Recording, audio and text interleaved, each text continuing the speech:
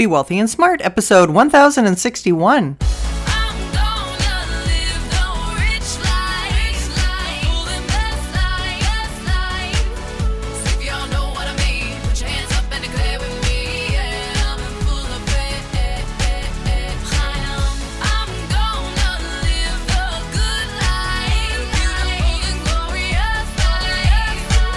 Step into a world of wealth and financial freedom without budgets, boredom, or bosses on Be Wealthy and Smart.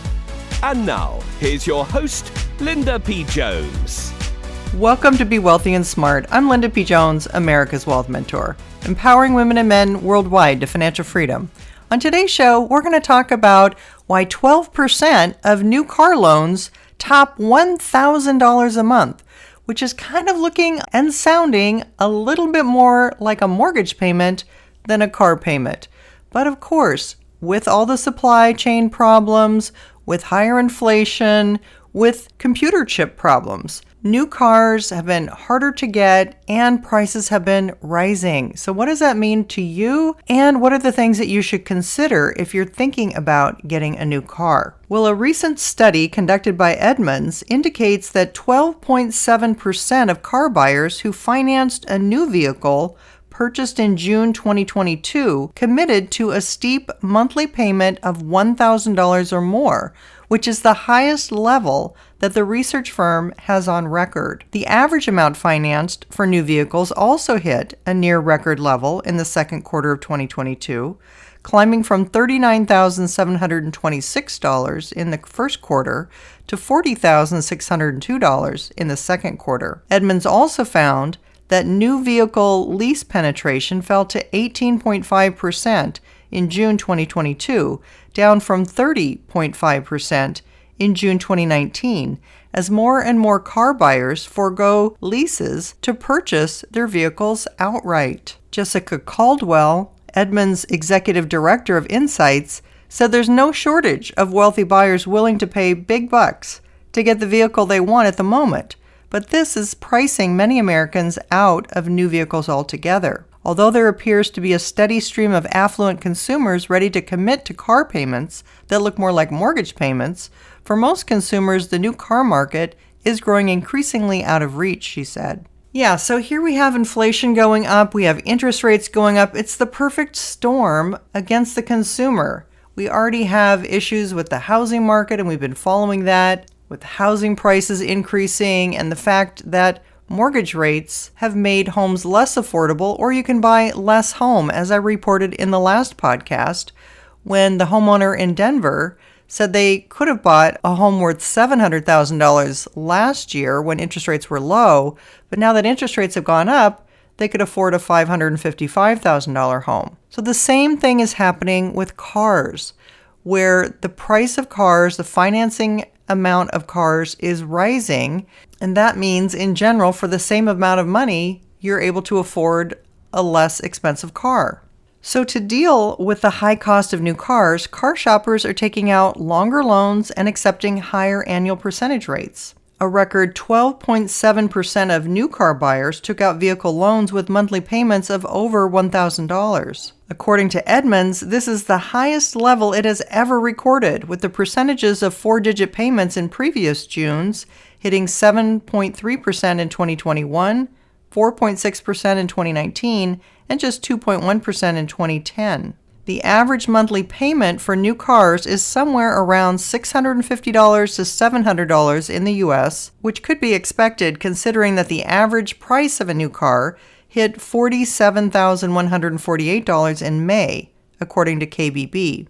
The Bureau of Labor Statistics shows that new car prices have risen 12.6% in just the past year. And if you want to finance a car, the average annual percentage rate on a newly financed vehicle is 5%. It hasn't been that high since the first quarter of 2020. And an interesting indicator is that more new car shoppers, 36.1%, are choosing longer loan terms of between 73 to 84 months than the 32.8% who did that in June of 2021. So 36% now are choosing longer term loans versus 32% last year. And the average total amount that new car buyers are financing also hit near record highs last quarter, climbing to $40,602, compared with $39,726 in the first quarter of this year and $36,215 in the second quarter of 2021. Edmunds said the only other time the average was over $40,000 was in the fourth quarter of 2021, and at that time, the average annual percentage rate was 4.1%. Of course, when you have the higher annual percentage rate interest rates, it's going to mean larger total repayment amounts. For example, if you got a 72-month car loan for $40,000 and it went from 4% to 5% interest rate, that raises your total cost by $1,324. And if you paid 6% compared to 4%, that means you'd pay $2,672 more over the course of the loan. So here's the thing. We have a high rate of inflation right now, but interest rates are still below the rate of inflation. So you're actually paying less for money than is the rate of inflation. That means it's still a pretty optimal time to get a bank loan because the bank is going to forward you all the money. And let's say we're in for 5 years of inflation. If your interest rate is lower than the rate of inflation, then the money that your bank is giving you on the loan is worth more than what you're going to be paying it back for, because as you're paying it back, your dollars are cheaper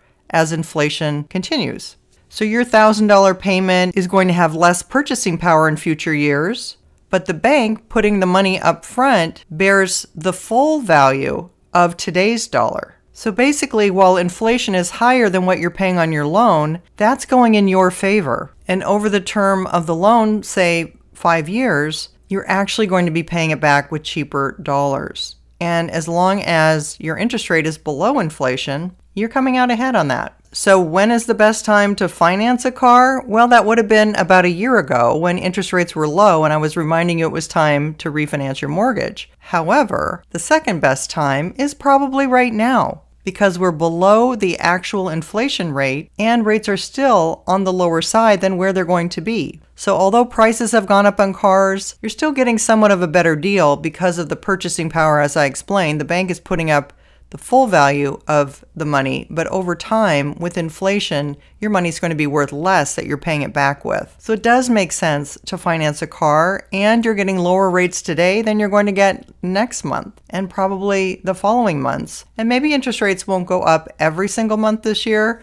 Like I said, we may have a little bit of a reprieve, but probably by next year, the rates that we have today, even though they're greater than a year ago, will probably look cheaper than the rates we'll have in a year or two. The trend that we're seeing is that wealthier buyers are pivoting to buy cars instead of leasing them. Previously, you would have had people leasing luxury cars like a BMW X5 for around $800 a month, and now those people are financing vehicles instead and getting those four-figure monthly payments. So now that that's more common, the more expensive cars are now being financed and skewing the whole payment upwards. But just because the average person is spending about $700 a month on a payment doesn't mean that's right for you. You want to look at what your income is, how steady it is, what other expenses you have, and make sure you're not committing to more than what you can really afford. There's no hard and fast formula, but some people say don't spend more than 10% of your net monthly income. The other thing to consider is how much cash you have to use as a down payment, and if you have other liquid assets available. One handy tool that you can use is calculator.net and select their auto loan tool. You click the monthly payment tab and plug in the payment that works for your budget. You can even factor in the down payment, interest rate, local sales tax, dealer fees, just about everything. So for example, if you had a vehicle price that was $24,696 and you were putting down $3,500, your total loan amount would be about $21,196. If you paid that over 60 loan payments, your total loan interest would be $2,803, and the total cost of the car would actually be $27,500. That would include your interest, taxes, and fees. And that way, once you know what your total spending limit is, you can research and source potential cars that you should be looking at, and forget looking at cars that are over the amount that you can afford. So before you do anything with a car or make any kind of an offer, Play around with calculator.net and the auto loan calculator, which is free, and just work through the numbers. See how it works with your monthly budget. It will help you calculate what kind of a car price you can afford. And if you're a good negotiator, maybe you can start a little bit higher than that and talk them down. But in this market where cars are in short supply, negotiating is difficult. But think about interest rates going up and the fact that financing is going to be more expensive in the future. And if that's something that is on your agenda to get a new car, maybe you need to start looking into that now while rates are a little bit lower than what they're going to be. If you haven't yet subscribed to Be Wealthy and Smart, hit the subscribe button and you'll be notified as soon as new podcasts are available so you never miss one of them. That's all for today. Until next time, live the good life and be wealthy and smart. Thank you for listening to Be Wealthy and Smart with Linda P. Jones. Share the wealth and tell your family and friends about the show. Check out our website, blog, and social media for more riches at www.bewealthyandsmart.com.